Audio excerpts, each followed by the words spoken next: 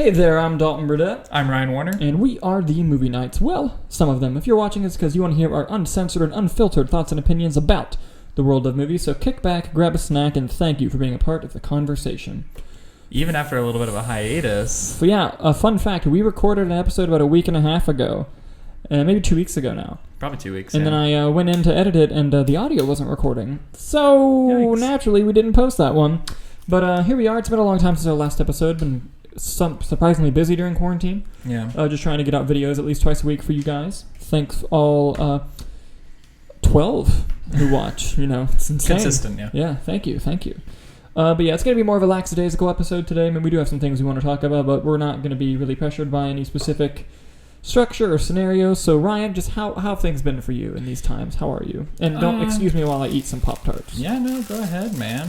I've been good, just staying at home. I mean, this is really the only time I've been out of my house since quarantine. Yep. But just staying at home, trying to make videos, trying to catch up on some movies that I probably should have watched maybe years ago that I'm just now getting around to. Yep. But yeah, I feel like I've been watching a lot of movies, which is always fun watching movies. Same. Hannah and I have been watching at least a movie every night, sometimes two. Yeah, very nice. Made a 7-page list of movies she hadn't seen from the 70s till now, so we've been taking care of business on that. Yeah. So that's been a lot of fun. Absolutely. So speaking of movies, did you want to jump into some of the movies that you've seen recently since quarantine, or do you want to update the people about what you've been doing since quarantine's happened? I mean, really all I've been doing is just staying home. I work in a movie theater that shut down like all the other movie theaters, so I've been furloughed for a while, but, we should be fine financially. Looking for other jobs in the meantime. Mm-hmm. Got to become an essential worker. But yeah, no, just been kind of, watching a lot of movies, trying to jog because I feel like a fat piece of shit, like every day. Mm-hmm. But, there are days like today where I just don't leave my pajamas sometimes because, why not? Yeah. But yeah, no, been watching a lot of movies. Not only are we going to be talking about movies that we've been watching in quarantine, but also just movies that we saw in theaters in March before they shut down. Yeah. But go ahead and just ring off some movies you've been watching in these times of quarantine. Yeah, well, I'll start off with some of the movies that I watched in theaters, because there is only one that I watched in theaters. And all of March? No, two. Onward, which I thought was a fantastic movie. Mm-hmm. I will say it's not one of Pixar's best movies, but it's still a solid movie. Yes. And then I watched Emma, which I was kind of disappointed by because it was really slow, and I don't think it's that long of a movie. I think it's like 2 hours, like standard movie runtime, but it just felt like it was 3 or 4 hours because it felt like nothing really happened until the third act, when you realize who's falling in love with who, and just felt really, really boring and really dragged on for no reason. But that was really my only quarrel with it. Everything else was good. Acting, cinematography was beautiful. Costume design was outstanding. Gotcha. Yeah. But what about you? What have you seen in theaters? And then we'll kind of get into some of the things that we have been watching in quarantine. I was lucky. In March, I saw 4 movies. Solid. One came out in February, though, so I'll get to that one at the end. Okay. But I saw The Way Back, The Hunt, and Bloodshot are the 3 March movies that I saw in March. I enjoyed 2 of these. Yeah. Spoiler alert, I didn't enjoy Bloodshot. The only thing I really liked about that movie is Guy Pearce. It's just, I love him. Oh, he's a fantastic actor. He played to that like stereotypical villain, and he had so much fun. You could tell he was having fun. That and Asia Gonzalez was in it, and I love her. And she did a fantastic performance as well. Everything else I didn't like. Any aspect you want to talk to me about that movie, if it's not those 2, I didn't like it. So like the whole movie? Pretty much. Probably around a D or a D- grade there. Jeez. Yeah. Not fun. I also saw The Way Back, which I really enjoyed, with Ben Affleck. He gives a phenomenal performance in that film. Gavin O'Connor directed it, who's directed such films as Miracle, Warrior, and The Accountant, which I think The Accountant's one of the most underrated movies of the past 10 years. I love that movie. I really enjoyed this film. It plays with some tropes of a sports movie and annoyingly doesn't follow it sometimes, but also, in a nice way, does what's best for the story and the character.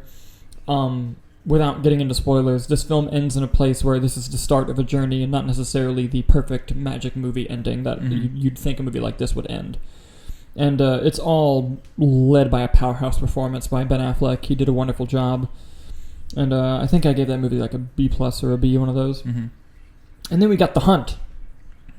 Yeah. Which I loved. I loved The Hunt. It's not great, but it was just this gory, fun ride. Beverly Gibson, I believe, is the main actress's name, gives one hell of a performance. She leads that movie. Mm-hmm. And it does a good job of doing some of its satirical commentary on both sides of the political spectrum, but I think sometimes it goes overboard and over-explains things, which got a little bit unnecessary. So I ended up giving this like a B or a B-, something like that, in that range. But I thoroughly enjoyed The Hunt. And another movie that I saw in March that didn't come out in March, came out in February, I watched Call of the Wild. What a fantastic movie. I thought that was such a cute little movie. I enjoyed it very much. So Harrison Ford kind of acted his ass off, which really surprised me. Because he doesn't really care about any movie. Yeah. And the CGI was good, but like that movie didn't need to be made for that amount of money. Mm-hmm. I mean, when you watch the movie, you understand why the dog is CGI, because like, okay, this does a lot of... Well, I think all the dogs were. They are, yeah. But like, okay, this does a lot of stuff that there's no way they would be able to train real dogs to do, and it'd just be a nightmare to work with on set. But good on them for somehow convincing Fox at the time to give them a lot of money to make that movie, because they should never been greenlit with that budget. Yeah. But I thought it was a very adorable movie. It got a little bit boring in the middle, but Harrison Ford's performance and just the overall, honestly, technically great filmmaking really kind of made it just a nice little enjoyable a family movie. Yeah, like I could see this. I could see me watching this with like my little cousins or something. One thing I will say that annoyed me about this movie was the way it was marketed. Because the way it was marketed, I thought it was going to be a movie about Harrison Ford and this dog for a majority of it. Which, while the case was about their relationship as well, but the movie was more geared towards this dog's journey. Yeah. And going back to like its roots, like the call of the wild that the dog has. Yeah. But like the whole time I was sitting there watching it, I was like, okay, well, when is Harrison Ford getting in here? When is he getting the dog? And I felt like it didn't really happen until the end of the movie. About halfway, probably, yeah. But I don't know. The whole time I was just waiting for Harrison Ford to get on screen and, have his journey with the dog, but that really wasn't the case. But I thought it was a cute movie like you. Yeah. Yeah, really adorable movie. Yeah, another movie that I totally forgot about was The Way Back. I watched that in theaters as well. Pretty similar viewpoints on that as well. All right, let's get into some movies that we've just been watching since we've been quarantined, because there's really nothing better to do. Yeah. Man, I've watched a lot of movies. You go first. You just go nuts with the movies you've watched, and then... All right, I'm going to just start listing them. If there's a movie that you want to talk about, we'll talk about it. And a lot of these are movies I've seen for the first time. Okay, and I'll be asking you that. Yeah. I watched, the beginning of March, I watched the new Pokemon movie that came out on Netflix because I'm a huge Pokemon fan. I heard that the animation style was like just really weird. It was very unsettling because it's basically just like a remake of the first Pokemon movie that came out. The Mewtwo? The Mewtwo movie, yeah. Which came out in the early 2000s. Basically, same movie, but the animation for the Pokemon looked cool, but the animation for the Pokemon trainers and the people looked very unsettling. Okay. It's weird. I would compare it to how the Lion King remake is just a heartless, soulless remake of the movie. Yeah, I gotcha. Which is how I felt about this movie. Okay. I watched Purple Rain as well. Nice. The Prince movie, which I thought was just fun.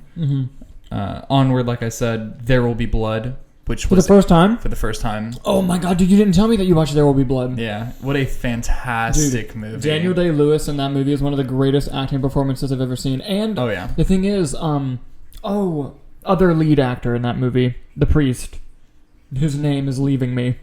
Oh my god, what's his name? Paul Dano. Yeah. The Riddler. Yes. Unbelievable performance by him in that movie as well. It took me a little bit to understand what was happening, but he plays twins. And it took me a little bit to realize that, because whenever Daniel Day-Lewis sat down at dinner and he was talking to his family and he looked at the brother and he's like, why are you playing dumb? Like, you literally came to me about the oil. And then he pieced it together that he has a brother, which basically sold out the family. Yeah.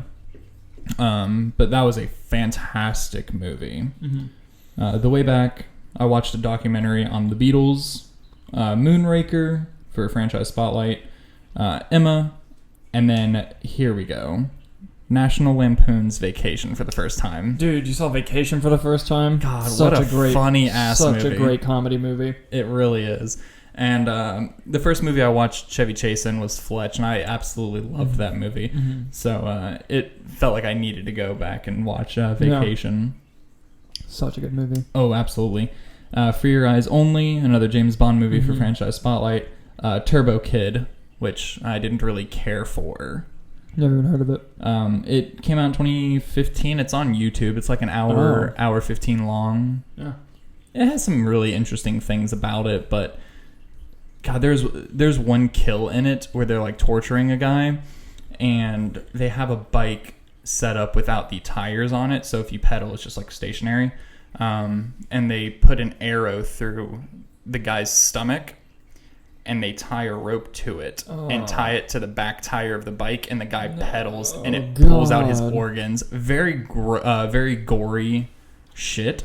But I thought that was a very fascinating way, because I'd never seen that before. Yeah, and I just thought that was very fascinating. Yeah, very credit creative. where credit's due. Yeah, and it's a very low budget, so like there's a lot of things in that movie that they're restricted on their budget, and they have to be creative, and that's something that I can appreciate.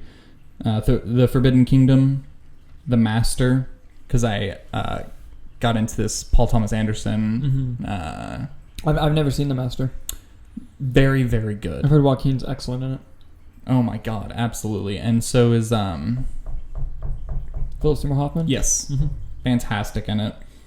I watched a short film that David Lynch did on Netflix. What Did Jack Do? Oh, is that the one about the monkey? Yeah. Fucking weird, dude. It is so weird. It's like 18 minutes long. David Lynch is a weird guy. Yeah. And I've never seen any of his things, but that was on Netflix, and it was like 18 minutes. I was like, why not? Yeah. Dude, fucking strange, man. Yes. I watched Princess and the Frog for the first time. That's a cute little movie. Probably one of the better princess movies, in my opinion. Wow. Because there really isn't a true love interest in the movie, which I liked, because she just wanted to have her own goal of making her own restaurant, which she had her goal with her dad. Yeah. The music, jazz music, was fantastic in it.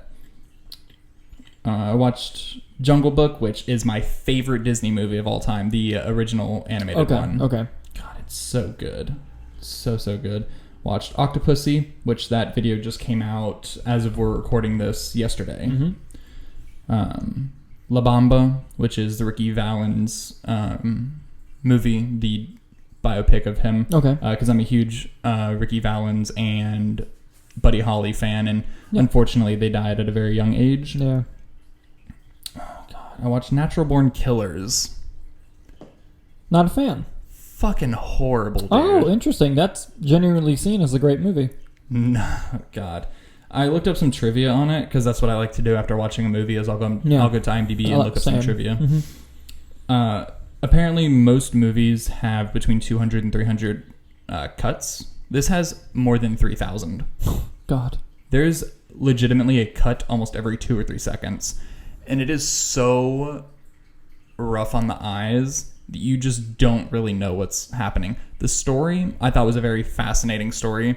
Not to be that guy, but like Tarantino wrote it and sold it to make Reservoir Dogs. So the story I really liked, but I just don't think it was filmed and executed to the level that it should have been at. Okay, I see what you mean. Yeah. No, not a good movie. Edge of 17, watched it for the first time. Fucking fantastic movie. Oh, yeah. I've been telling you for years to watch that movie. Yeah, you have. So good. So I'm glad I finally sat down and watched it, because that is a great movie. Watched The Hunt, not in theaters, but in the comfort of my own home. What a fucking bonkers movie that is. You actually compared it to Shane Black's The Predator, as far as like how the jokes and the line deliveries are, which I can totally agree with. Yes. Cigarettes in Arkansas are only $6. You done fucked up. What a dude, fantastic as soon as that happened, I like kicked back. I was like, all right, this is what we're in for. Here we go. That happens early on too. So you're like, all right, here we go. I watched Beer Fest again because I absolutely love Broken Lizard. I think they're hilarious. I watched Good Time for the first time. Oh, which is the Safdie brothers movie. Yes. I've always wanted to watch that. I still haven't. It's streaming, isn't it? On Netflix right now, yeah. Nice. It is just like Uncut. Is it? Like, same feel.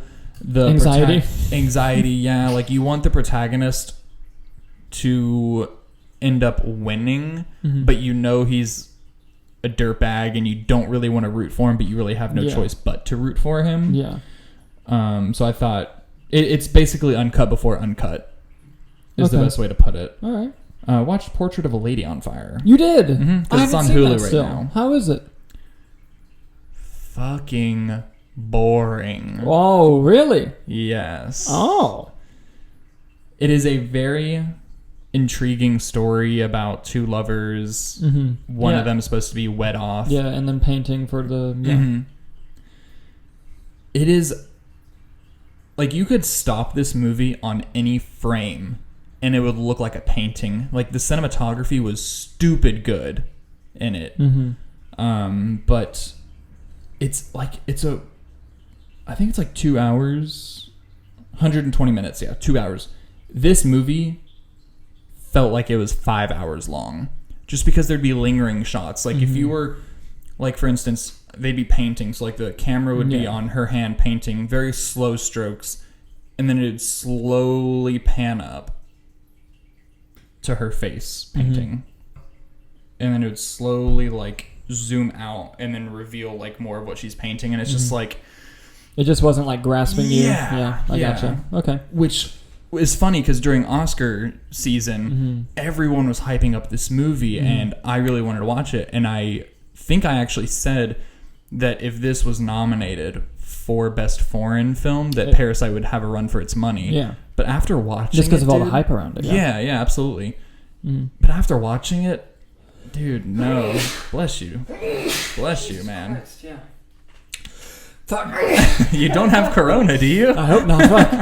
No, but yeah, no, it's interesting because I want to watch it. Yeah. And when I do, I'll give you my thoughts on it because I've been really looking forward to. This is the first like somewhat negative thing I've heard about it. Yeah, and it's just so like everything's just dragged on for no reason. And maybe if you watch it, you can give me a different insight. But I just thought that was so boring. Even though I gave it 3.5 stars because like the cinematography is out of this fucking world. Bless you, child. There we go. Oh, dude, there's Kleenex right here. Holy shit, that worked out. Look at you, man. Past Dalton, looking out for future Dalton. McDonald's. God fucking damn it. Oh. Then I watched Almost Famous for the first time. For the first time? Yeah. Legitimately. Great movie. Yeah, legitimately one of my favorite movies of all time. Oh, yeah. Like, this movie is so fucking good. Yeah. And it has one of my favorite movie moments of all time. Bless you, my child. Jeez. You good? Dude, I don't know. But yeah, it has one of my favorite movie moments of all time, which is whenever they're on the bus. Oh. And Tiny Dancer's playing, and he's like, I have to get home. You are home. I love that moment. Great movie. Oh yeah, it's a fantastic movie. Bless God you. Damn. Dude, you good? I'm not editing any of this out, by the way. They're just gonna fucking watch me sneeze. Jesus. Like I said, relaxadaisical today. Yeah. Also watched Chasing Amy for the first time. I love that film. I love that film so much. I'm getting choked up. No, but no, I thoroughly love that film. I'm a big Kevin Smith fan, and Chasing Amy is a fantastic movie. Oh yeah, and it's so ahead of its time, like dealing with the issue of, dude, it's gonna happen again. I know it will. Just keep going. It'll interrupt you. Yeah, that's fine.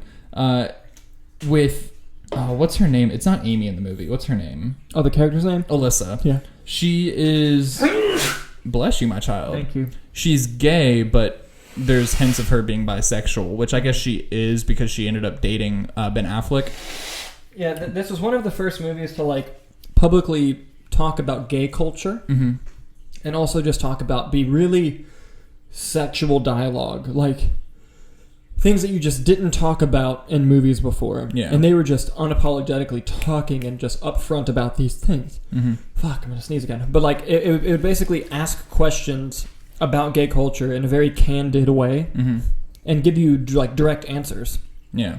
And I'm going to sneeze, but there's some criticisms of like, you know, with Kevin Smith's voice behind the movie that it was a little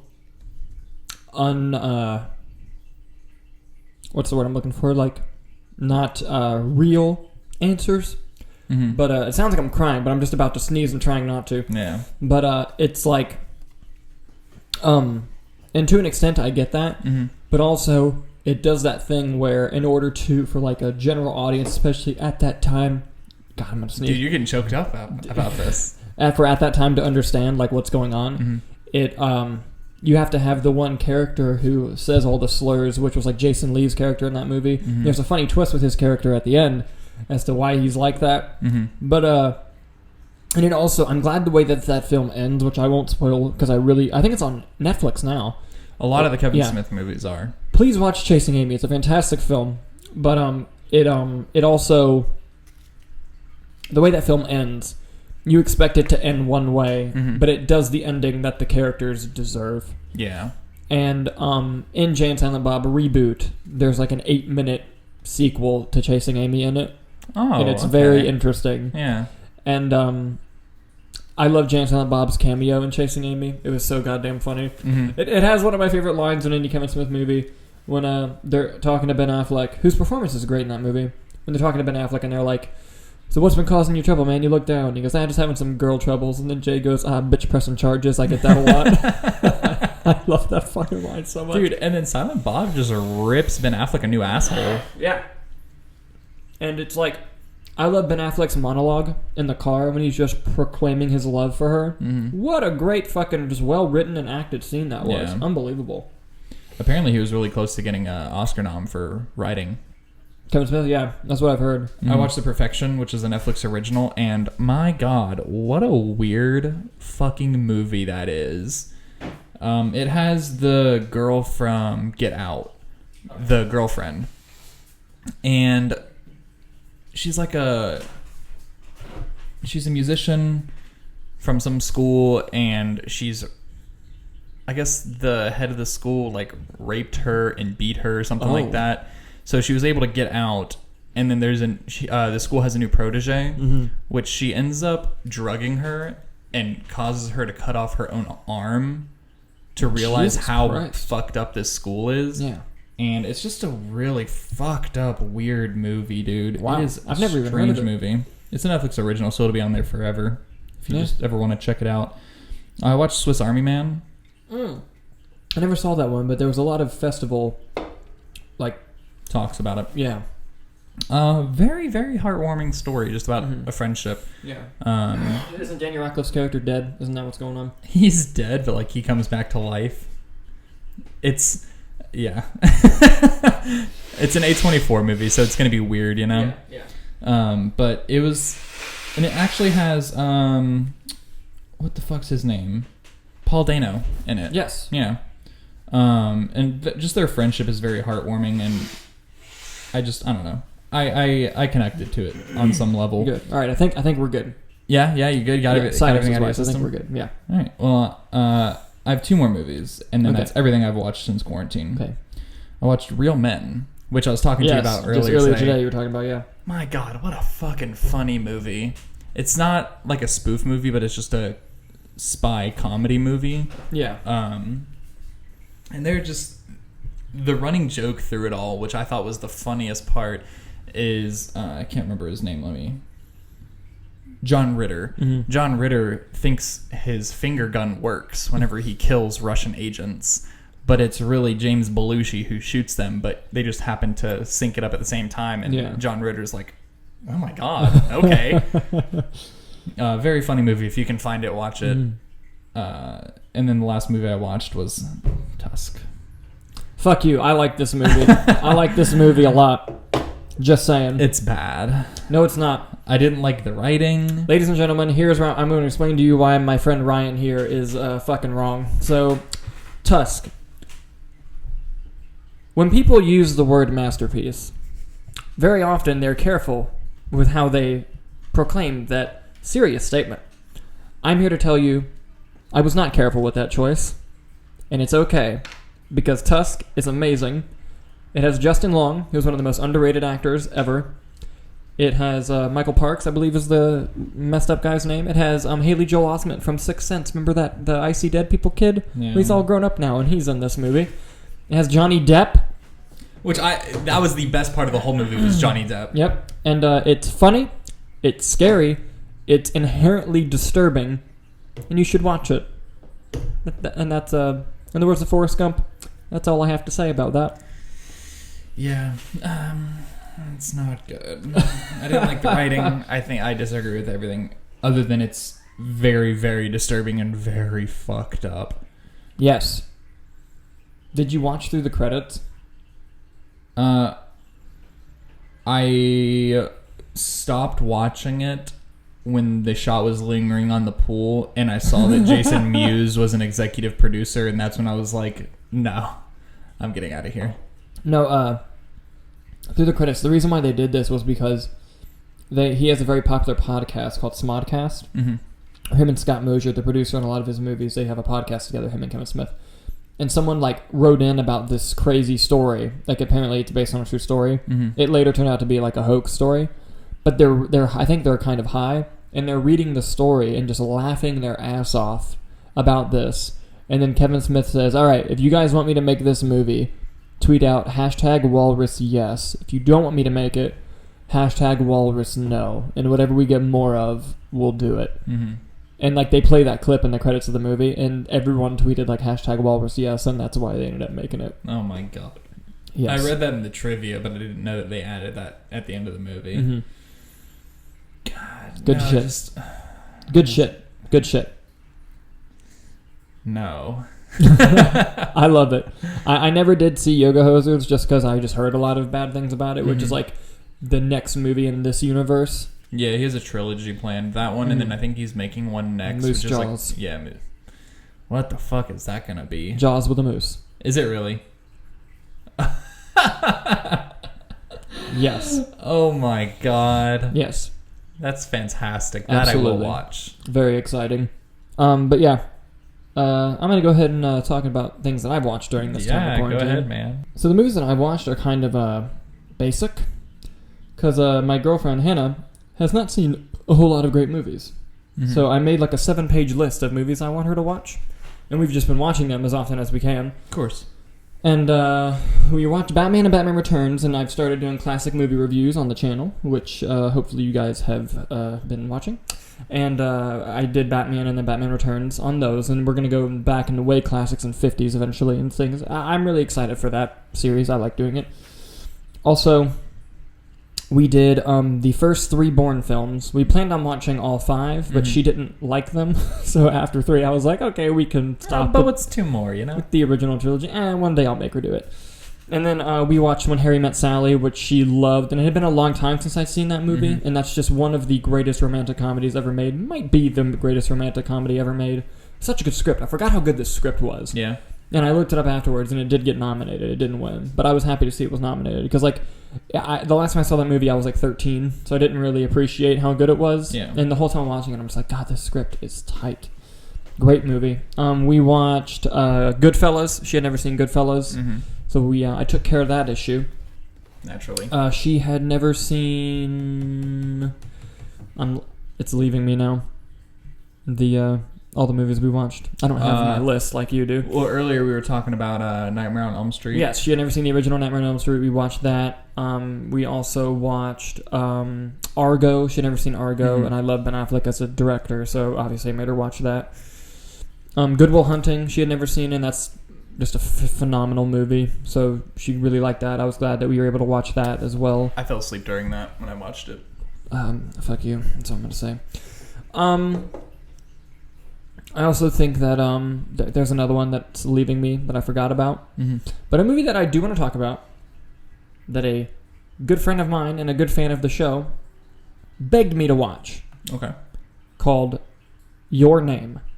It's a 2016 anime film. Mm-hmm. And the person who wanted me to watch it. His name is Chris Heiler. Thank you, buddy. Appreciate it a lot. Thanks for being a fan of the show. Anyways, he was like begging me, like, please, dude, please watch Your Name and Weathering with You, which I haven't watched yet, but I will. And I was like, all right, and I really wanted to. I just never got the chance to. And then he gave me his copy to borrow. He was like, just take it and watch it. So I was like, okay, I'm gonna watch it like as soon as I get home because I've been putting it off forever. Watched it. It was a really fascinating little anime film. Yeah. I really enjoyed it. I'm just not accustomed to the anime. Not just the visual style. I like the visual style, but just anime has its own just style of just technical filmmaking that I'm still not used to. So I'd have to like watch some more anime movies and go back and watch it again to really love it. But I still really enjoyed it. The storytelling was really tight. The script was excellent. It's like a body switching movie, like Freaky Friday. Okay. With a sci-fi, I mean, that's obviously sci-fi, but like there's more of a sci-fi twist to what's going on. Like they don't switch permanently; they switch like 3 times a week. Oh, what the fuck? And then it's like, why is that going on? And then it slowly just unveils like what's happening. And at its core, it's a love story. It's like a star-crossed lovers love story. And it takes place in Japan. And you have one who's in like the city and really rich. You have one who's outside in a small town, kind of poor. Really fascinating movie. And I don't know if it's streaming anywhere, but I think it was a really great film. A film that I've been putting off seeing forever. And it makes me want to watch Weathering with You, which is like from the same studio, I think. And I don't know if it's a Ghibli. It might be a Studio Ghibli. I don't know for sure, so don't quote me on that. I mean, what's the movie called? I'll just add it to my watch list. Your Name.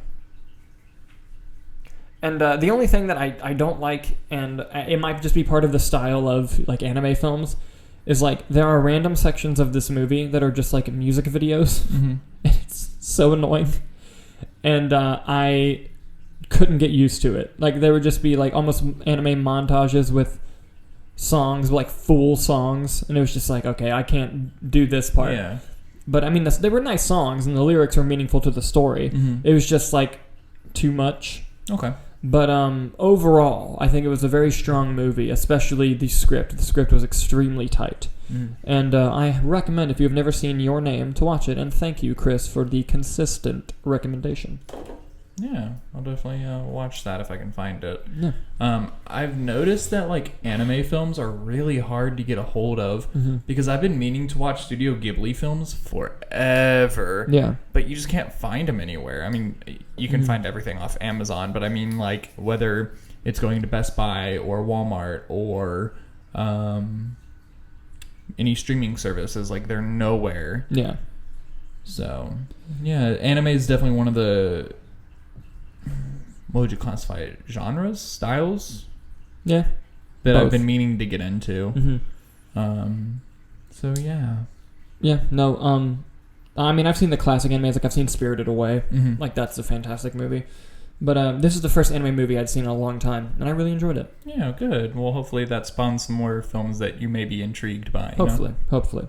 And moving on to 2006 movies. We haven't done this segment on the show in a long time. Oh, shit, okay.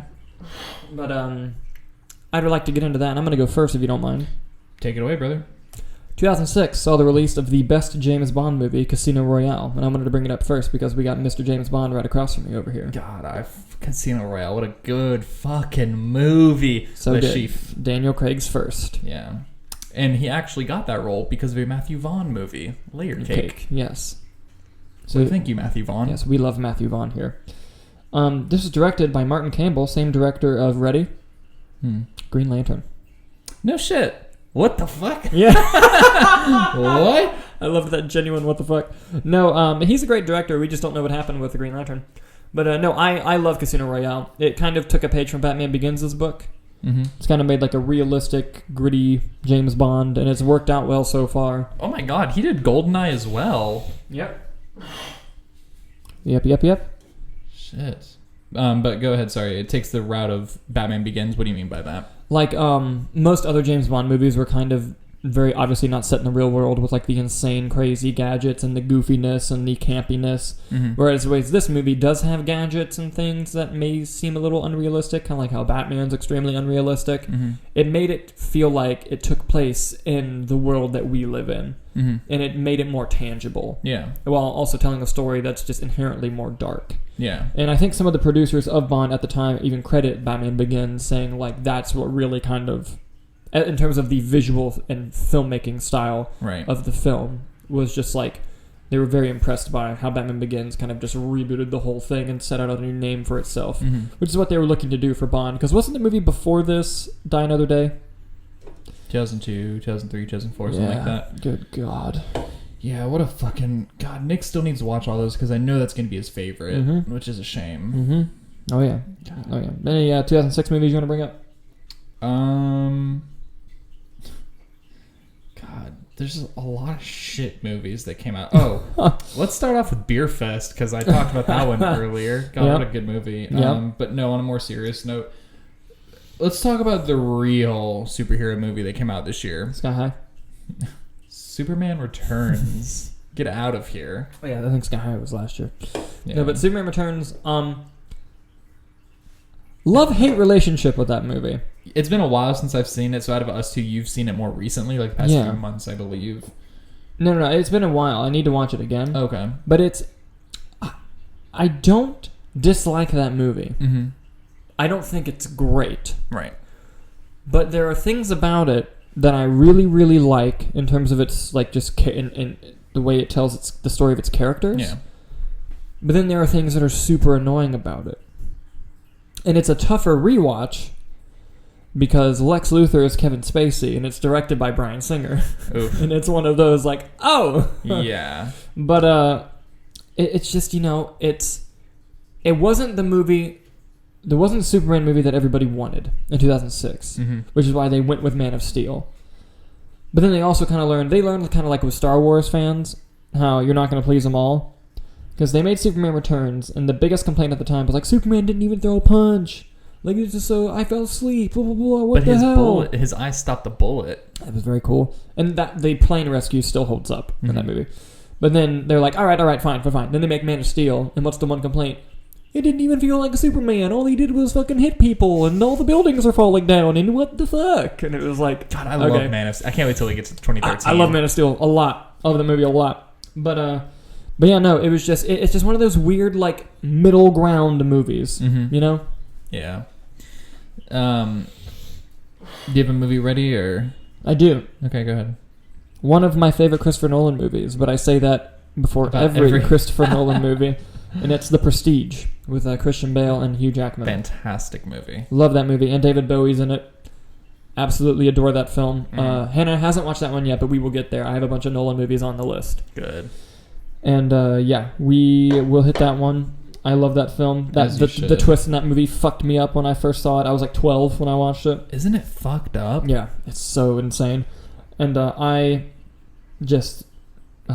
love Nolan. And I love that movie.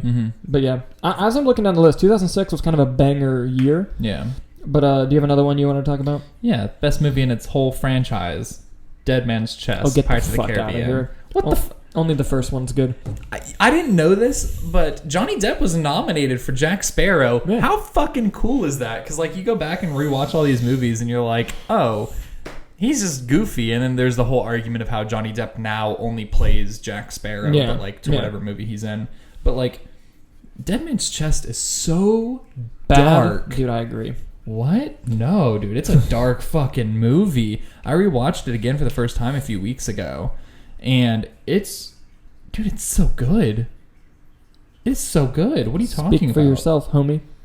I don't love it. All right, you want to talk about a bad movie? How about Tokyo Drift? Oh, first of all, that's the best of the original three. Who the hell are you? Because it is exactly what it is. Yes. And it has Bow Wow. Oh my god, it does have Bow Wow. Also, I'm going to talk about The Departed.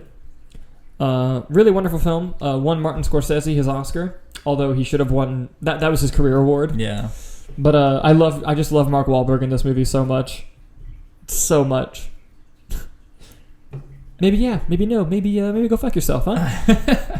He just plays himself if Yeah. he was a cop. Yeah, he got an Oscar nomination. Did he really? Mm-hmm. Shit, dude. And he has that line where it's like, someone says, like, who the fuck are you? And he goes, oh, I'm sorry, I'm the guy that does his job. You must be the other guy. I love that line, too. He has so many good lines in that movie. God, I don't agree with you. I think it's good. I don't think it's as good as you're giving it praise for. I mean, on the list of Scorsese films, I have it lower. Okay. But that's kind of like talking about Nolan's films, too. You know, like Scorsese's Like, movies. one of them has to be at the bottom, you know? Even though they're all great. Yeah. Because, like, dude, I was, like, ranking his movies in my head the other day, and I put, like, Shutter Island towards the bottom. But then I thought about it. I was like, God, Shutter Island is fucking great, and I have that at the bottom. God damn. And then you kind of remember, like, Scorsese's kind of the GOAT. So, yeah, absolutely. My favorite Jack Black film, Nacho Libre. Oh, my God. What a funny-ass movie. Oh, my God. It is so goofy and so stupid. Like, I don't think there's really anything good about this movie. I just genuinely love it because I remember as a kid having really fond memories of this movie and like and laughing my ass off as a kid. And I absolutely love the theme song that it has with it. I am. During like the montage of him training and shit. Oh, it's just so fun and goofy. God.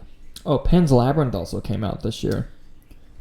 That is Guillermo del Toro's masterpiece movie. Unbelievable. Yeah, it's fantastic. I've only seen it once, and I didn't know this, but I didn't know that it was a Spanish movie until I watched it. And I was like, oh shit, it's like a foreign film, because everyone always talked about this. I mean, not that hinders it in any way, but I just wasn't expecting that. But like, it just blew me away. Dude, this is just a small part of the movie, but I still like cringe every time, and it's the bottle part with the dude's face. Yeah. Dude, it's also fucked up whenever that guy gets like cut in his mouth and like his whole jaw, like you could see his jaw. Yes. Dude, Guillermo del Toro uses violence in a really unique way to his style, and it's so good. Yeah, it's something else. It's something else. What? The real X-Men movie came out this year. Last Stand. No. No. My X-Men movie. God. You know what? They gave us Kelsey Grammer as Beast, so we can't get too pissed off at it. Yeah. But it's still not good. No, just because X2 was so fucking good. Perfect. It was like, you know when you're playing a baseball video game, and then you're the batter, and if you see like an exclamation point over the pitcher's head, it means, oh shit, I fucked up, and here comes the fastball down the middle. Like, they gave X-Men 3 the fastball down the middle, and they fucking swung and a miss and just completely struck out. But like, X2 set it up so perfectly. Like, here you go. It's so easy to make this movie good, and they just went and went all around it. Them, Brett Ratner. Yeah, and who made Dark Phoenix. No, he didn't make Dark Phoenix. Who was it? Simon Kinberg. Oh, fuck. Yeah, the producer of all these movies. Yeah, whatever. He did write this and Dark Phoenix, though. God, what a fucking train wreck the whole Dark Phoenix cinematic story has been. X-Men is just a list of movies of Bryan Singer setting up the Dark Phoenix and then not being able to direct it. Yeah. He did it twice. But he has gotten himself into trouble, so that's why. Yeah. Oh, yeah. And Children of Men also came out. God, what a great movie. Have you seen it? No. I've just seen the insane shot that's in it. Which looks like it's going to be on A Quiet Place, too. Yeah. If we'll ever see that. But, what an insane shot. What an insane sequence that is. I love Alfonso Cuarón, so I'm going to eventually go back and watch like all the movies I've missed of his, and this is definitely high up on that list. I will say Clive Owen is much, much better in Shoot 'em Up versus this. God, Shoot 'em Up. Shoot 'em Up. Oh, my God. What a fun-ass movie. That movie was so fun.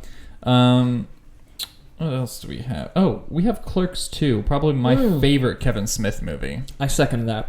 Amazing film. What? It's so fucking good. It has so much humor, so much heart, and so much interesting character drama. Like, no matter at what point in my life when I watch this movie, I always find something in it that like sticks with me. phenomenal comedy film. And it follows up the first one so well. So well. God, and the humor in it is so fucking good. Oh, what's his name? Jeff Anderson, who plays Randall. Yeah, he is fucking hilarious in this. Mel Gibson's Apocalypto came out this year. I haven't seen it, but I've heard a lot of good things. Which is an underseen movie. It's exceptional. It is such an intense movie. Like, you're kind of on the edge of your seat the whole time. Yeah. It's a really, really great movie. Huh. Yeah, that's definitely one I've been meaning to watch, but I just never find it anywhere. Mm-hmm. One of my favorite horror movies came out this year as well, which only one other person in the group has seen, and it's Slither. Yeah, I haven't seen it. Written and directed by James Gunn. Yep, I still haven't watched it. God, it is so... Like... I like you said, masterpiece is something that isn't really tossed around that fairly or that frequently, but this is a masterpiece. Nathan Fillion is the lead in it, and he is so goddamn funny, and pretty much everything he's in, it's funny. But he has a lot of collaborations with James Gunn. Yeah, same thing with what's his name, Michael Rooker. Michael Rooker is great in this as well. It's kind of like a sci-fi horror, if you will. Okay. Yeah, because I think the thing comes from outer space, like it's an alien, and kind of takes over the town. It's almost like The Crazies. Okay. Like how it's like just this town that's getting fucked up. Yeah.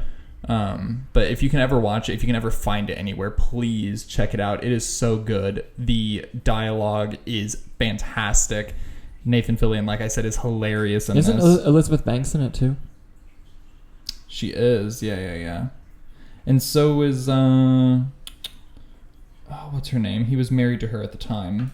The Office. What's her name? Jenna Fisher. Jenna Fisher's in it because James Gunn was married to her at the time that this was made. Yeah, watch it. That's all I have to say about it. Yes. Another movie that I'm going to bring up is one of my favorite comedy movies, and it's called Idiocracy. Okay. It has Luke Wilson as the main character, and he plays a guy who has average IQ, average height, average everything. And they're going to freeze him for a year to see if the world got smarter or dumber. But they accidentally freeze him for like 200 years. And while all the smart people saved their money and didn't have kids, all the dumb people multiplied. So when he wakes up, he's the smartest person on the planet. Oh, God. And the earth is just riddled with dumbasses. And it is the funniest fucking thing. And it's actually scary to watch because you kind of see this happening one day. Who did it? Mike Judge, I think, did it. The guy who does Beavis and Butthead. Yeah, and Office Space. Okay. I think it was him. Yes, it was him. Yes. Great movie. So funny. Speaking of comedies, I'm going to go ahead and throw one more out here. Talladega Nights.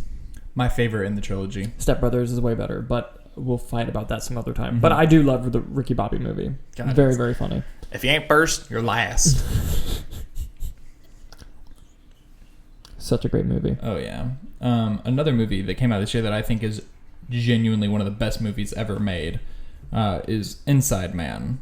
Oh, is that the Spike Lee one? Spike Lee movie with Denzel Washington, Clive Owen, another Clive Owen movie, Jodie Foster, Christopher Plummer, Willem Dafoe. Has a big cast. It's so... There's a twist in it that you just don't ever see coming, even if you know there's a twist in it. And the writing... I don't know if he wrote it, actually. Oh, no, he didn't write it. But even his directing in it is fantastic. And I love the thing where he does whenever people walk and it's just like not walking. It's like they're on a dolly. I love that shot. Yeah. I will say I have not seen... Actually, I haven't seen any of his movies. This is the only movie of his that I've seen. Oh, wow. But it is fantastic. This is a masterpiece. I would classify this as a masterpiece. It is that fucking good. Okay. No, I've never seen it, but it's on my radar now. Yeah, please. J.J. Abrams' Mission Impossible 3 came out this year. I love Mission Impossible 3. Yeah. It also has my favorite villain in any Mission Impossible movie with Philip Seymour Hoffman's villain. Okay. Still my favorite villain of any Mission Impossible. Such an interesting villain. It became more of a personal story about Ethan Hunt and his family in this outing. And just the J.J. Abrams signature action and lens flares. Love it. And I just love this franchise and the filmmaker and the movie. And I really, really thoroughly enjoy Mission Impossible 3. Definitely a step up from 2 for sure. Oh, because 2, which one has him rock climbing for no reason? Is that 2? Mm-hmm. Yeah, that one's bad. Although, we can't talk about 2006 and not talk about our boy, Zack Snyder. I say our boy like we know him personally. We don't fucking know who he is. 300. But 300. I love the way that he filmed this to make it like...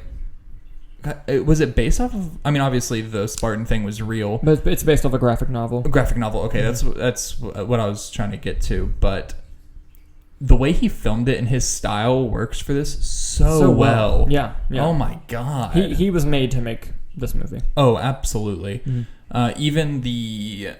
side shot of him, of King Leonidas fighting and going through like the famous scene in that movie. God, it is so good, and his style, like I said, works so well for that movie. One of my favorite comedies came out in 2006, but it's highly underrated. Almost no one has seen it. Okay. It's called Accepted. It has Justin Long, which you mentioned earlier, and it's about, he plays a senior in high school who can't get accepted into college, but he's under like a lot of pressure to get into a college. But he can't get accepted, so he just makes a fake college letter, creates his own college, and shows his parents like, oh, look, I got in, and then he just moves out. But the problem is, when he made the fake website, he made it so that if you clicked part of it, you'd get an acceptance letter. So suddenly all these people show up at this place he's renting and like, we're here for, day one of school, of like college, and so he has to go with it and just create this fake college, and it's so fucking funny. It also has a really early Jonah Hill performance. He's in it. He's extremely funny. Everyone in the movie is hilarious. But it just has the underlying theme of intelligence and education aren't necessarily linked. And there's many different types of intelligence. And I just thoroughly love the movie. And almost no one has seen it. And the people who do seen it don't genuinely like it. But I think it's genuinely hilarious. I love Accepted. Just one more movie that I'll bring up. Is The Pursuit of Happiness. Yes, the Will Smith movie. Very good. Oh my God. Talk about a fucking tearjerker. And the true story of like how this man was able to get this job based off solving in a Rubik's Cube is just so fascinating, how that true story translated into this beautiful movie of this father who wants to take care of his child as well. Just it's so good. Such a great movie. I agree. The last movie that I'll bring up was what we thought was going to be the end of the Rocky franchise for a while, and that's Rocky Balboa. There's also kind of a return to form for the Rocky franchise, because before this it was just Rocky 5. And before that was Rocky 4. Before that was they peaked. No, but Rocky Balboa was a really touching story with just sort of the main theme of just like, I just got to see if I can still do it. And, it's the first time really since the first movie that you're really with Rocky on this journey, especially because in this film, Adrian is no longer living. And he kind of has that over his head. Even though it wasn't his fault, he somehow feels like he could have done more. And so he kind of does this as like one last time to see if he's still capable of just going the distance, which is what the first Rocky was kind of all about. And I think that Rocky Balboa was a great movie. And had they never made Creed, this still would have been a solid end to the Rocky name and the Rocky franchise. And I'm really glad that it exists, that they did it. Yeah. I mean, I haven't seen all the Rocky movies. Sorry. You're good. I haven't seen all the Rocky movies, but I definitely want to go back after watching Creed and Creed 2, which are fantastic fucking movies. Yes. I definitely want to go back and rewatch all the Rocky movies. Yeah. No, they have special places in my heart. I think the only ones that are truly great are 1, Balboa, Creed 1, Creed 2. I mean, Rocky 4 is a meme, but he did end the Cold War and give a speech that like... It's not a meme, it's a fantastic movie. Okay. Don't worry, Nick, I'll defend that movie for you. Okay. Oh, Jesus. No, but they are really fun movies. But that's all I had for today, bro, unless you got something else you want to add. Nope. Just be on the lookout for our future stuff. We'll probably do the podcast monthly from now on, so... Yeah, especially with this whole quarantine thing happening, which is tough for everybody, but hopefully all of you guys are staying safe, and hopefully everyone's good. Yeah, hopefully. But again, thank you guys so much for watching, and stay tuned with our YouTube channel on Movie Nights, and we'll see you guys next time. Yeah.